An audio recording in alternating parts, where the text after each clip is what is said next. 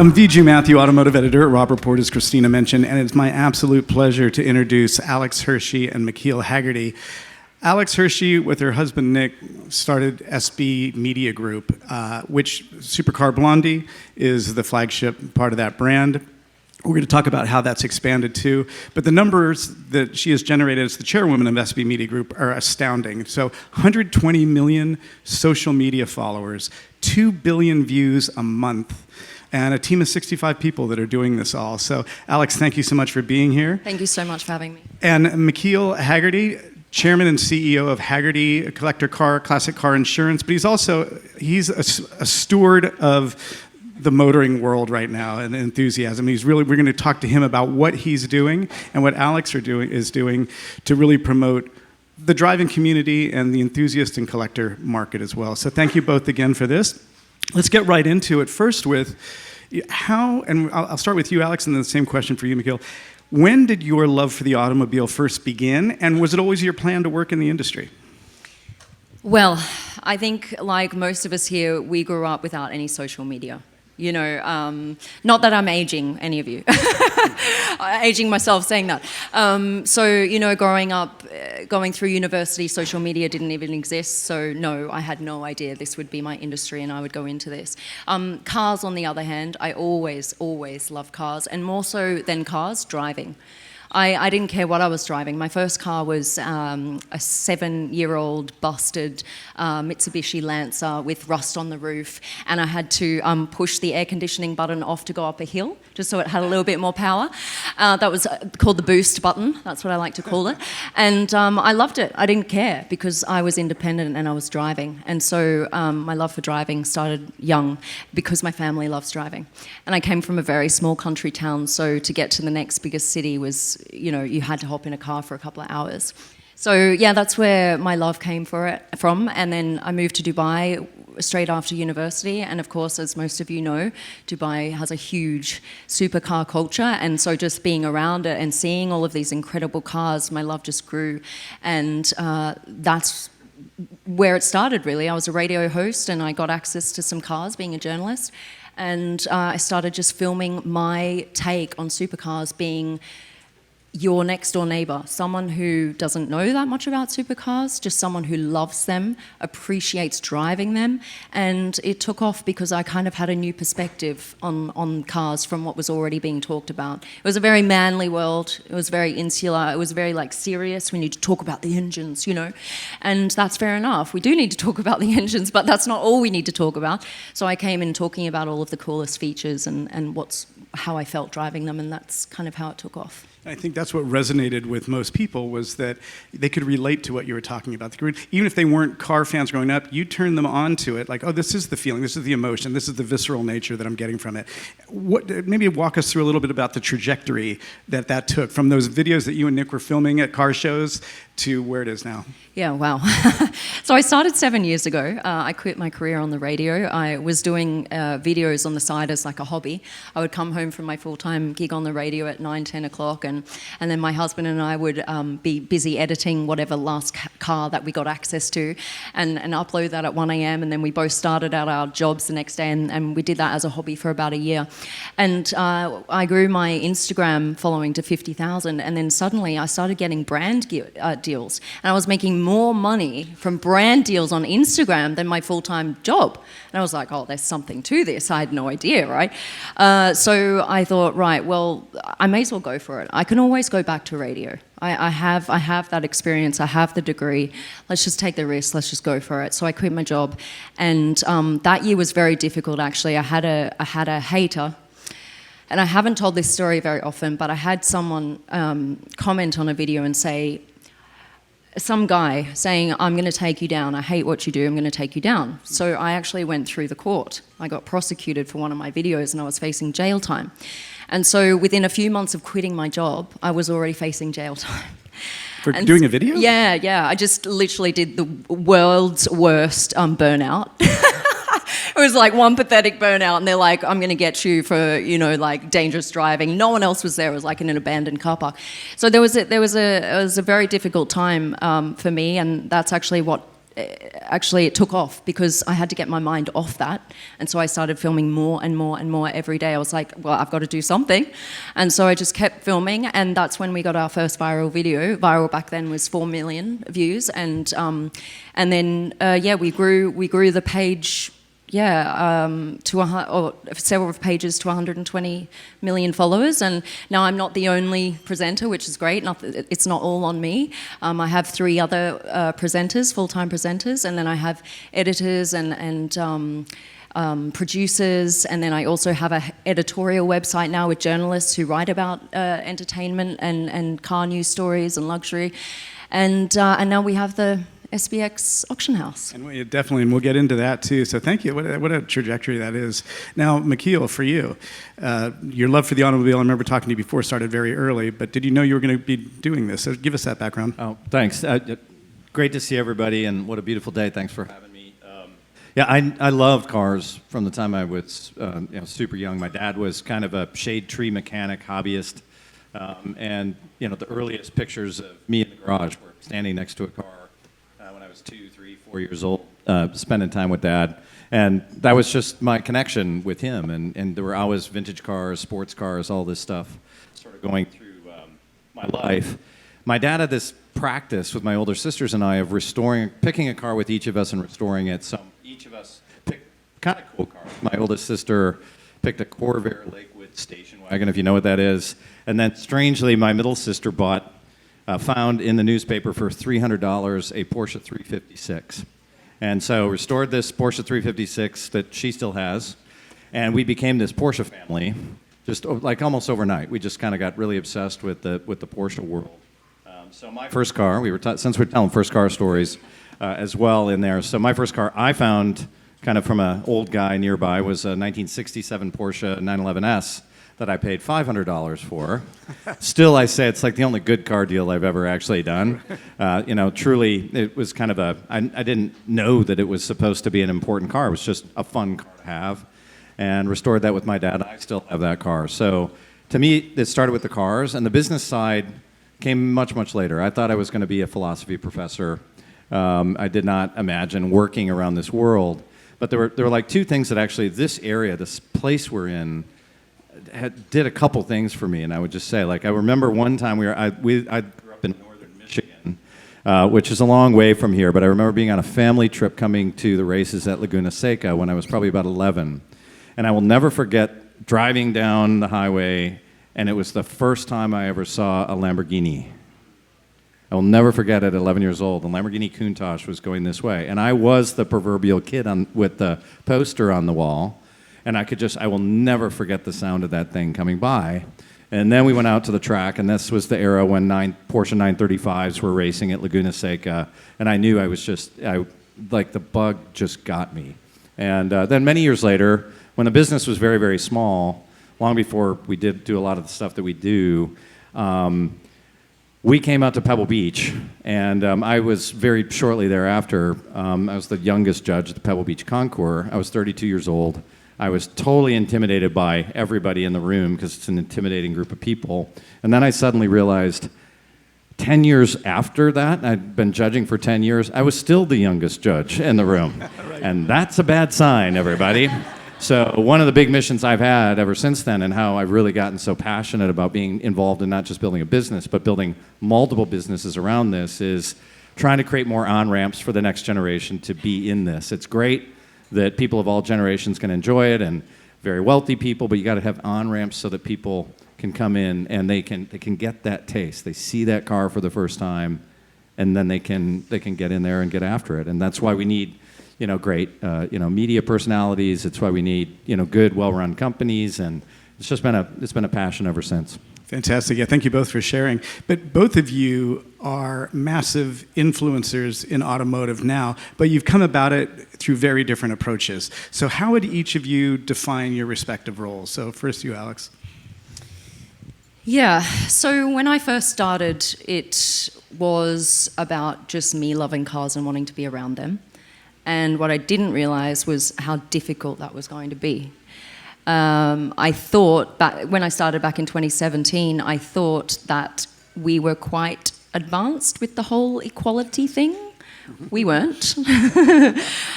So I would walk into, obviously I was, it's strange to say, only 7 years ago, when I would walk into a car event and there was a room full of media people and journalists, I would be the only woman. And that surprised me. It really did, honestly. It's changed now, which is fantastic to see. But it was really, really intimidating. Just like how you said, I thought, I can't do this. I don't know what I'm doing here. And all I would hear is like bitching around the scenes and like whispering about how stupid I am. Probably some truth to that, but that's fine. And so I kept going, and I just thought, you know what, whatever. I need to do this for the love of it. And I just kept going, and then I suddenly had women walk up to me and say, listen, because I see you there now and I see you at these events, I don't feel as intimidated to go. And I'm like, oh, that's awesome. I didn't even realize I was doing like a power to the woman thing. It wasn't your initial it wasn't. intent. No, Yeah, not at all. I just wanted to be in the industry, and to have that kind of rub off is the beautiful like payoff. Right, so I started filming, and we were traveling 300 days a year, which was very exhausting. And then when it came to 2020 and everyone shut down, we couldn't travel anymore. So we had to rethink it and strategize and think, well, how are we going to make this work? And that's when we started realizing, well, we have all of these incredible car lovers around the world who are following us. Let's ask them to film their cars wherever they are in the world. Hey, listen, they'll write in and say, hey, I have access to the most incredible car. It's just down the road from me. My neighbor owns it. I can go film it for you. And we're like, this is incredible. So we basically used or leveraged the network that we had built to create these incredible, this incredible content. And that's how we started expanding the business and realizing that it doesn't always have to rely on me. And so that is ultimately my goal, is to step further and further away from, the spotlight and being the face of the business, so that it's a business that actually lasts well beyond me. And so my role has changed so much over the years that I used to just all be on me, and now I've kind of worked my way into, yes, I'm still on camera, but not nearly as much. Now I'm just more into more strategic, decisions of the business and helping it drive it forward. What's great about that is you've taken what you worked on early on and you've just built this community that keeps growing and building on its own. Now you've created this momentum. It's difficult because you feel like you owe them so much, right. And when they don't see me as much, they're like, oh, why aren't you here? Like you kind of owe it to them to be around, right? Because they've supported you for so long. But at the end of the day, I can't do this till I'm 70.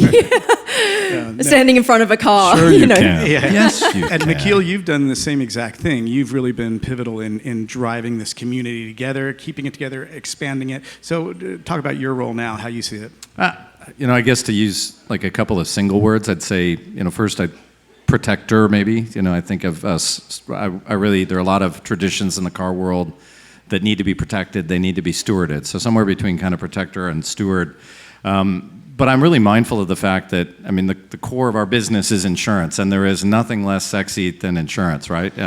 It's sort of like a fire extinguisher. You really don't want it until you have a fire on your hands. And yet, it's actually a really beautiful business to do a lot of other things with, which is what we've done, because you get a lot of data about people. It's a recurring revenue business, but we just chose to think of ourselves as an automotive company and not an insurance business from the beginning.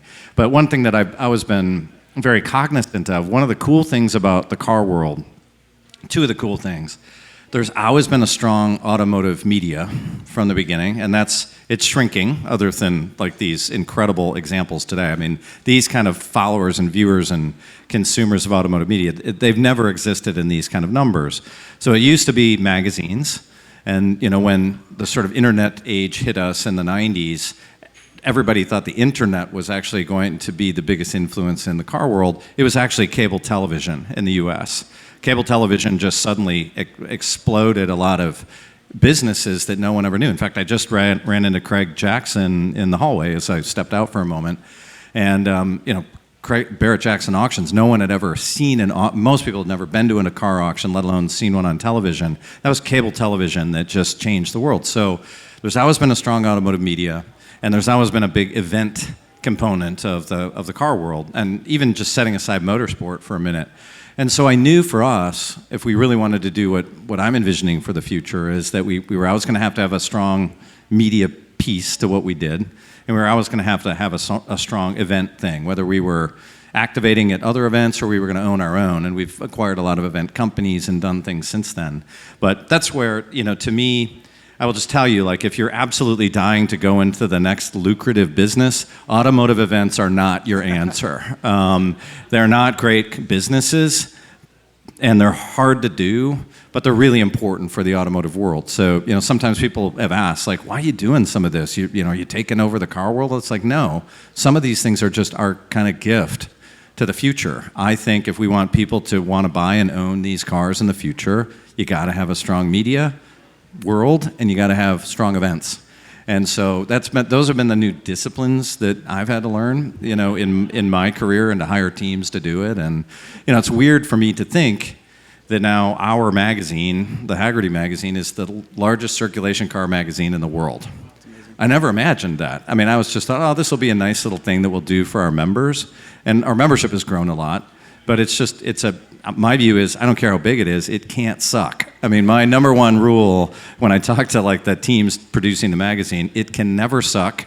It must be really good. And you just got to hire great writers and great photographers and spend the money on it. And so it's interesting. So I think it starts a kind of protector and steward. And I can't imagine what it'd be like to have so many like followers, although I guess our YouTube channel does pretty well. You're doing fine. Yeah. And everybody here, too, is a part of that. They're an integral part of supporting car events, Monterey Car Week, being an active enthusiast in it, too. And that's the reason we're up here and able to do this as well. So I think that all comes from all sides. Let's get into the collector car market, though, right now. What do both of you think are the biggest challenges facing the collector car market today? I think this is one of the reasons why we started SBX, is because through the 7 years that I've been traveling around the world finding the coolest cars to film for the media side, been talking to these collectors in markets in Asia and in Africa and the Middle East, and when they wanted to buy and sell cars, they didn't really know who to go to outside of their own country. It wasn't a lot of cross-border trust and transparency. You can have a very well-known dealer in one market and everyone in that market knows them and trusts them, but that doesn't really say much when you're trying to sell a car into a completely different market. How do you prove that you're trusted? How are you vetted? How do you do that, right? So I think that was a huge thing for us, where we thought, well, hang on a minute. We've got all of these collectors who do want to buy from another country, but they don't trust who they're buying from. And so putting like a middleman there and saying, hey guys, like, you can trust me because I really value you, and you know me personally, and I wouldn't screw you, basically, because I'll be held accountable. I mean, so to put ourselves in the middle and say, listen, we'll work with you one-on-one, and that's a really important part of our business, is providing that one-on-one service. To go, right, we will talk to the guys personally. We will know that this car is exactly what it is. We will make sure that it gets to where you are. We take, hundreds of photos of the car, all the transparency. So that's something that we found was a big challenge at the moment that we're trying to help with. And you're trying to address that with SBX cars. And McKeel, what are you seeing as the challenge? I don't know if it's the biggest challenge, but it's a little bit related to what we're just listening to, is that for many years in this car world, there wasn't a lot of data or truth about everything that was going on. There was a lot of hype, there was a lot of opinion, there was a lot of excitement. Totally get it. Like, that's what moves the needle, and that's what makes people, drives the emotion around cars. But there was so little data or trusted sources of kind of the real stuff. And in fact, before most of our time here in the car world, around this very peninsula, there was a lot of shyster-like activity that used to go on. A lot of, kind of bad deals. Cars were sold that weren't well described.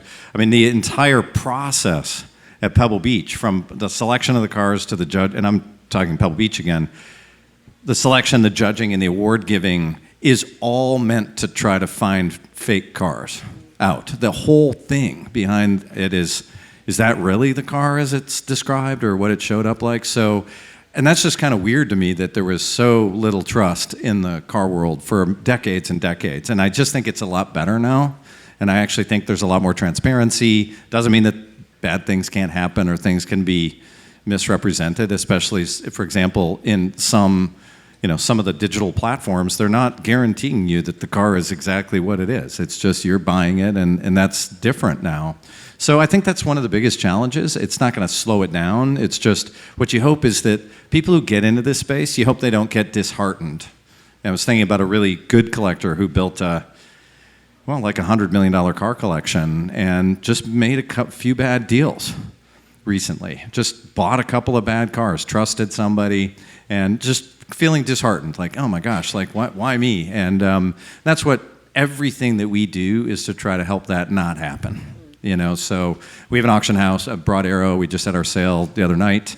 And, the one thing I can tell you, we're a public company. The one thing I can absolutely tell you, we will describe those things as perfectly as we can, and our results will be described exactly to the penny of the truth. And I think that's just important. People need to know. And you don't tell people something sold for more if it didn't. You tell them exactly what it sold for, because that's a new opportunity for somebody to understand more. So, to me, it's always been about truth. Just be honest about it, and then celebrate cars. Well, I think it's interesting that both of you addressed the problem that you identified by getting into the auction business. So, Alex, you did it. You and Nick did it with SBX Cars, but very different platforms. So you're an online auction platform, and you did it with Broad Arrow Group. Broad Arrow Auctions. So McKeel, why launch Broad Arrow Auctions when you did? Like, what was it about the timing that seemed right for you on that? So our vision for it was I'll tell you this. So like last year, 2023, and kind of part of it was, so our members last year, these are 12-month-old numbers, bought and sold about 300,000 cars for about $14.5 billion worth of transaction value. And not all of those were great deals. People do their best. They buy cars where they want. But just by telling you those numbers, you understand that the auction world is a tiny fraction of what goes on out there. Most cars are sold, outside of auction environments, outside of the big digital platforms, outside of your platform, outside of Bring a Trailer, outside of Cars and Bids. It's just a much bigger space out there. And our view is we wanted to try to figure out, okay, how can we make that as good of an experience as people can have wherever they decide to go buy and sell cars, where the car's valued properly, do people know where they get resources. And so that was like a piece of it. But what's interesting, if you look at the stats, before COVID, it was kind of like 80-20. 80% of the cars that sold in kind of our space that you'd see here, 80% sold at live auctions of the kind of valuable vintage or enthusiast fun cars, and only about 20% sold digitally. Now it's about 50-50. They kind of orbit near each other. They kind of track. So that's great. Like, we want more cars selling on these new platforms, especially good ones. We really want that happening. Give me some cars? We're going to give you some cars, a few of those. $14.5 billion. I bet you they will. all heard it, all right? I bet they will. I bet they will. We'll figure it out. And so it's been fascinating to watch that. The challenge on the live auction side is it's about having the right team. And so for us, I said, look, I'd always been talking to people like, I know the auction world, I think, but unless you have the right kind of team, that's scary territory. You got to have a great team. And so when there was a new auction company being formed called Broad Arrow, and we ended up acquiring it, and now building out a lot of it, and we'll start adding auctions internationally and beyond. It's all about having the right kind of team. And I just, again, like I said with my magazine, don't make it suck.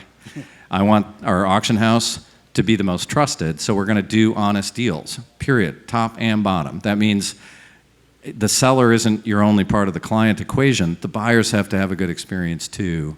And so that's the mission. They won't always make the most amount of money on every single car, but I need to sleep at night. I value my sleep.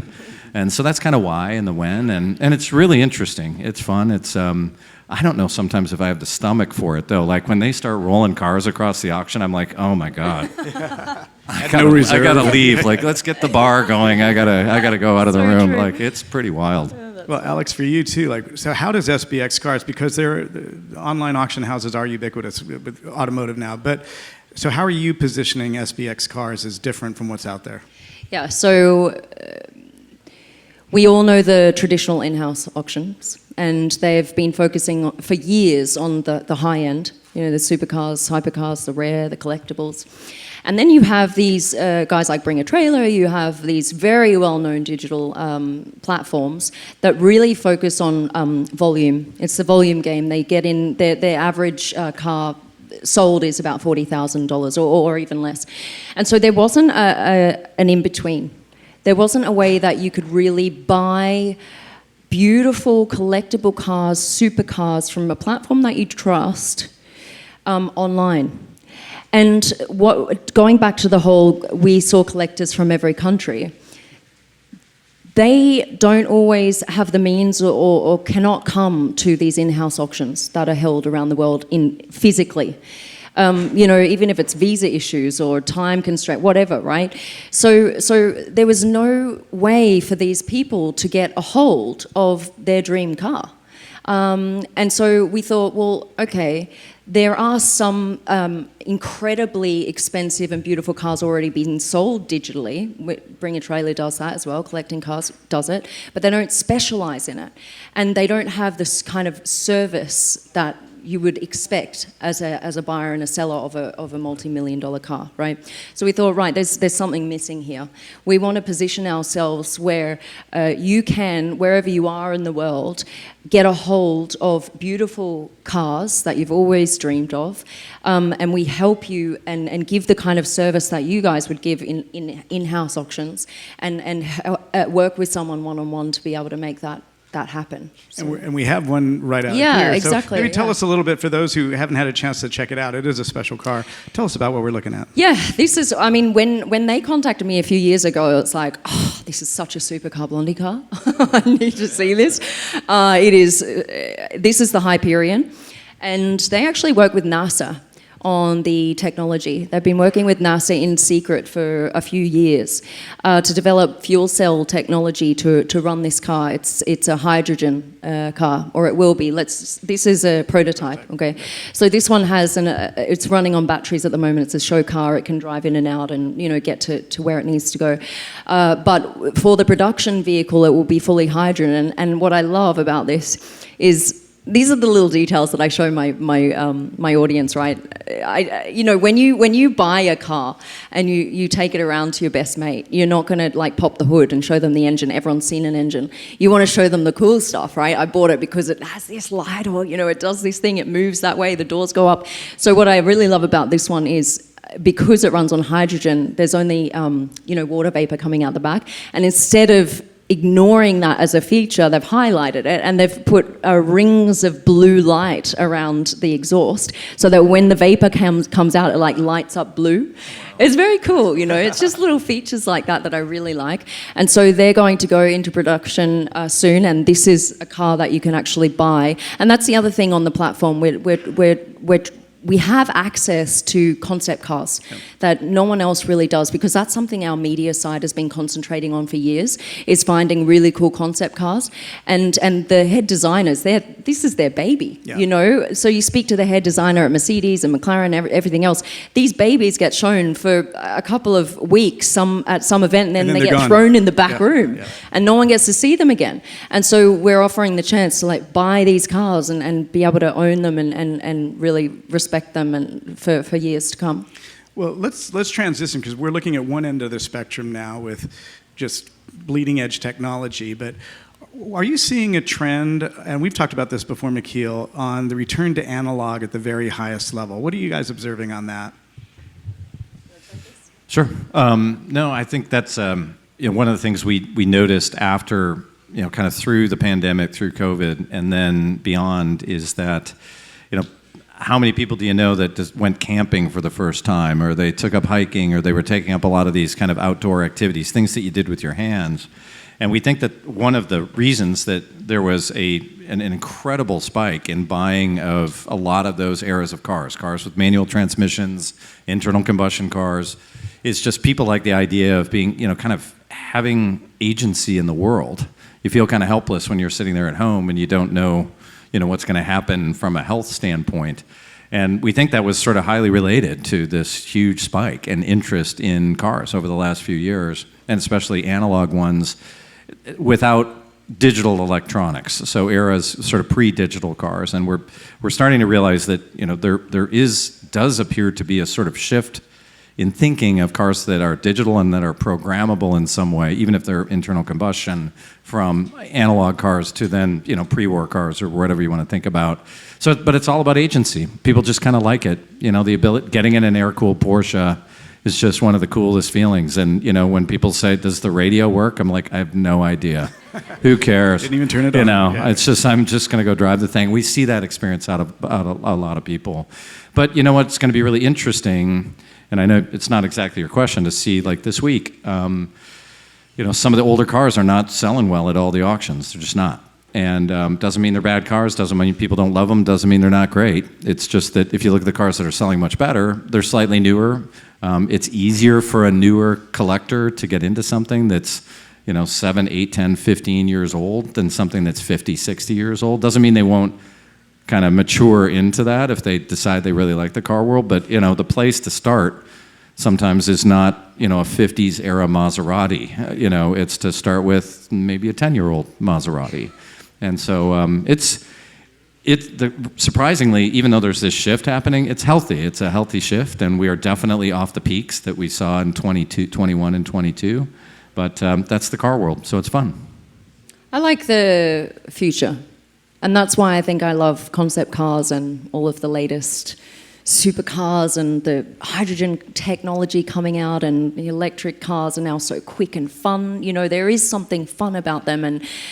But the interesting thing is, while I do have a daily electric, which I love, I actually got to drive the C111 yesterday. How was that? I mean, you're right. I'm finding a new love for these cars that you really feel something, because the newer cars, and I'm sure you would all agree with this, they're so easy. They're so easy to drive. You get in, you push a button, and there's one pedal, and off you go, and you don't really have to think about it, which is great. Right. I love that side of it. They have great sounding engines and all the rest, and great technology. But getting into something like that, from 1970, I just thought, yeah, I need more of this in my life now. I need more of this experience, because it's like, is this actually going to get me from A to B? I might not make it, You feel like you've earned There's the a journey. reason You've when earned the people journey say, to do "Why it." don't you take any of your really old cars out to dinner?" And it's like, because I don't know if it's going to start afterwards. Exactly. I don't know if the lights work. I know the door locks don't work. So that's why I don't drive old cars out to dinner. But if I wasn't smiling enough earlier, I will tell you, I got my first drive. I drove my first time in a McLaren F1, the prototype car today, and I will tell you, that was badass. That was absolutely badass. Well, and that's a perfect transition to the next question I had, which is, what do you see, and you may have just answered it, what do you see as the next holy grail car? Will we see another model like the Ferrari 250 GTO as far as that, or what is the next one for both of you? Well, the F1 is the GTO of the modern day. It just absolutely is. It's the only one that had that kind of, from that era, call it, sort of 90s. And it's a 90s car, make no mistake about it. It's the only one that had that kind of breakthrough, sort of crazy interest in it from the very beginning. And like, I've talked to a lot of Ferrari GTO owners, some of whom had their GTOs very early, and they knew even then, back in the 70s when that car was 10 years old and it was no longer a usable race car, yeah, they sold for 12 grand or whatever it was, but people knew that was a special car even from the day. And I think that's kind of what you see. And then, certainly there's the kind of tier 2 stuff. If you think of sort of, F40, F50, Enzo, like those seem to be doing really, really well. And it'll just be sort of interesting to see kind of what comes next. Yeah, we just saw an Enzo sell for $4 million at the Broad Arrow auction. Yeah, well, and you see, the new Gordon Murray car. Will that have that same kind of lightning in a bottle? I don't know. It's pretty darn cool, but we'll see.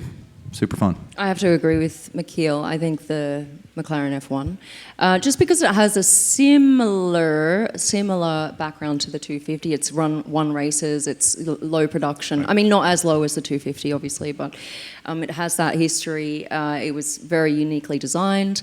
So I think that's a winner. And obviously, we're seeing that already at almost $20 million a sale, which is crazy. The last one.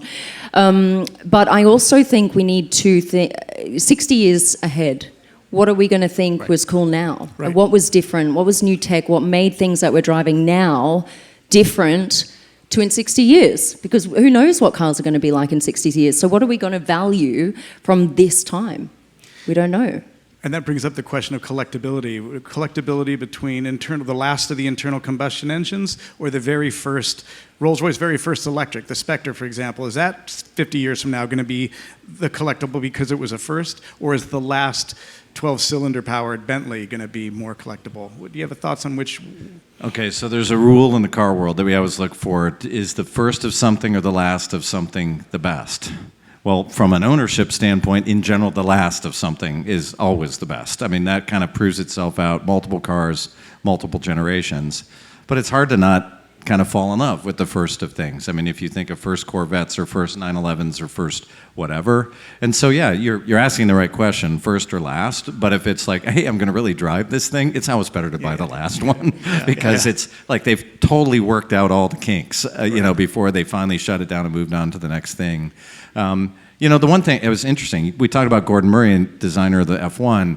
His very first design meeting when he designed the F1 was he said, we are going to build a car that can be restored by someone with typical skills 60 years from now. He used the 60-year mark, and he said, it can't have too many fancy materials in it. And at the time, this is an era thing. He said, we also can't have too much in the way of electronics because he said, I don't think anybody's going to be able to work on the electronics. No fancy materials, no electronics, and it has to be, so like common tools would have to be able to work on it. Now, of course, you fast forward to today, fancy electronics would be no big deal, right? That could be easily solved. Tricky materials, maybe. The one thing in a McLaren F1, it has this gold windshield foil thing that defrosts it. Like, that would be a pain if right. 60 years later. But, and now you think the ability to basically either 3D print parts or somehow, one-off manufacture parts, you could fix a McLaren F1 60 years from now. I do worry that some of the cars could be really, really tough. Right. Because you'd probably have to decommission some of the stuff that's in them. One area that I am genuinely just concerned about, and this is not a concern, is, your question wasn't about concern, is I think there are a lot of 90s cars. The biggest breakout stuff for us right now is 80s and 90s cars. Like that's where that's crazy growth in the car world. Like 50, 60% of our new business is coming from that kind of era and into the 2000s. I think some of those 90s cars, some of the electronics are going to be really tough for people to work on. Yeah. And it's just, some of the screens of a Toyota just kind of burning in. That's going to be interesting to see if there's a supply chain or something that picks it up, because otherwise they just won't ever be able to be kind of kept in a modern working conditions. So I kind of think about that a little bit, but hey, look, we are... Does that keep you up at night? It doesn't keep me up at night. I'm just glad that the next generation loves them. And they want to bring them to us and say, like, this car is super special and I love it. So I'm happy. Yeah. I just have a couple more questions for you. Thank you for those insights on that. McKeel, I want to address one with you that you brought up in the beginning. Some critics have grumbled that, Hagerty's just trying to buy American car culture up.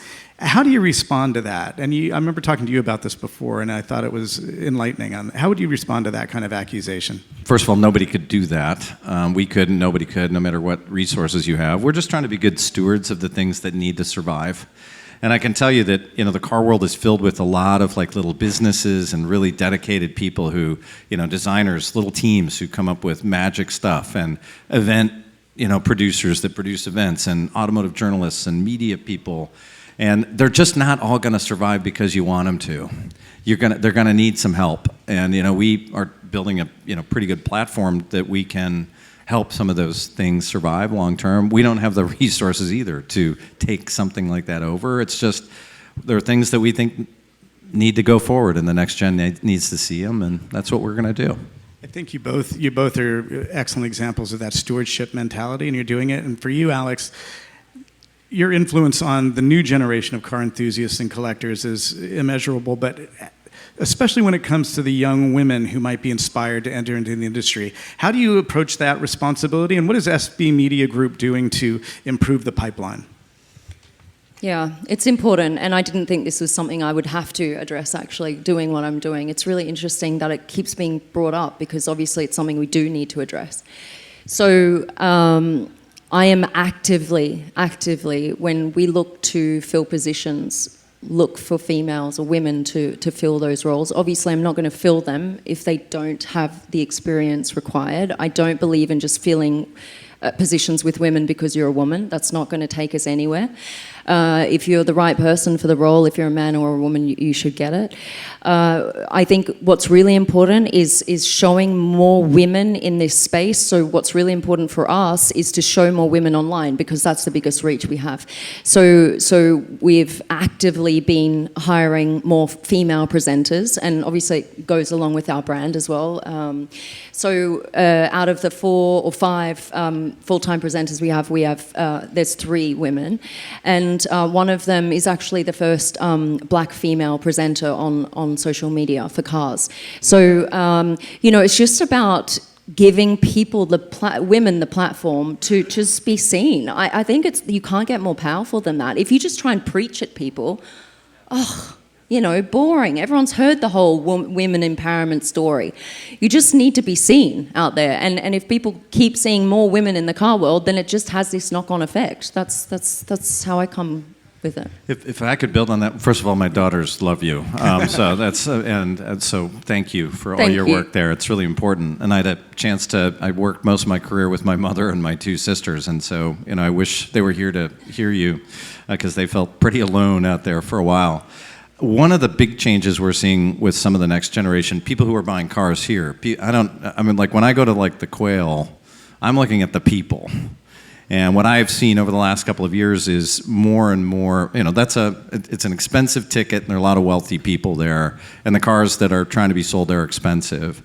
And we're seeing this sort of kind of a little bit of kind of a rise of the power couple in the car world, where it's not just a male activity. The guy's here with his buddies to go buy cars or go racing. It's couples here.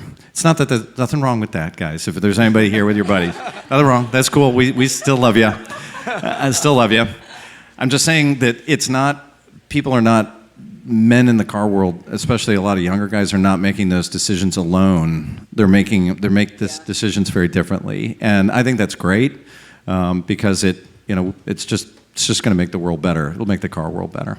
Yeah, and I mean, naturally, as women, have more support, they have more education, they have jobs that earn more money. We're going to see them have more disposable income and be more able to be in this world and buy these incredible cars, because it is a man's world. Because back in the 50s, it was the women staying at home with the kids, the men had to drive to and from work, so naturally they had a car, and then there was the interest that started from there. And now that the women are out in the workforce, we earn our own money, we get to choose what car we drive to and from work, and I think the interest is just going to grow from here. Fantastic. Well, thank you. Thank you both for those perspectives. My last question for each of you is how important is storytelling to your business, each of your businesses? What kind of value do you put on that? Everything. You cannot. We started in media, and you have to make people feel something.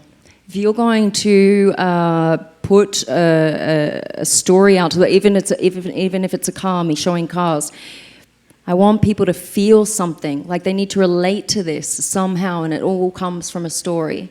Otherwise, if you just watch something online and you don't connect with it and you don't feel anything, it's either a feeling of joy or inspiration, or even that's cool, or you get home from a boring day at work and then you watch something online and it makes you feel something. That's everything, and that's really how we started, and that's what we're trying to continue to do. This car world, this part of it, is all about the emotion of cars. This is not about transportation. This is not going to and from work, although you look pretty cool when you drive to and from work with some of these cars. It's always been about those stories, and those are the ones that matter to me the most. In my family upbringing, they're the cars that I love the most, and it's just the stuff that I'm most attracted to. It's what we drive through our media channels and at our events and everything else. And look, I do not mean to offend anyone here if you are deeply passionate about delivery miles supercars. I am not. I think delivery miles cars are sad supercars. I think they need to be driven. I just do. And I will tell you, I will show you the data. They're not worth any more than one with some miles on it. In fact, if I can tell you a quick story, I will never forget. We had a guy who had a big collection of delivery miles supercars. And he had a Carrera GT, Porsche Carrera GT, when it has a very unusual battery pack.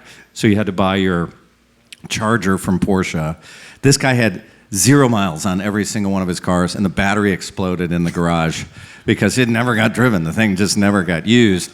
And so he wanted a total loss on the car. He wanted us to pay a total loss, take the car away, because to him it was useless. Well, Porsche was so embarrassed, they fixed the car under warranty, completely replaced everything. And so the car came back with like 7 miles on it from Porsche. So he's brand new Porsche. And he was suing us at the time to get him to pay for the total loss. And so we made a deal. And somehow I hear from my claims team, hey, boss, we have this brand new Porsche Carrera GT with really low miles. Can we store it in your garage for a while? And I'm like, sure, but you're going to need to bring me the keys. And he said, no, we're selling it to this guy. We told him there are no miles on it. And I said, the problem with this car is it has no miles on it. I'm taking my daughter to school in it tomorrow. I love it. Perfect. And so I put about 30 miles on it, politely, and then turned the keys over to the guy who bought it. They need to be driven. And I like cars that are loved. Well, lesson learned. So drive those delivery mile supercars that you have in your garage. Alex Hershey, McKeel Hagerty, thank you so much for your time here. Thank you for all of your attention to this. Hope you enjoyed it. Thank you very much. Thanks, everyone.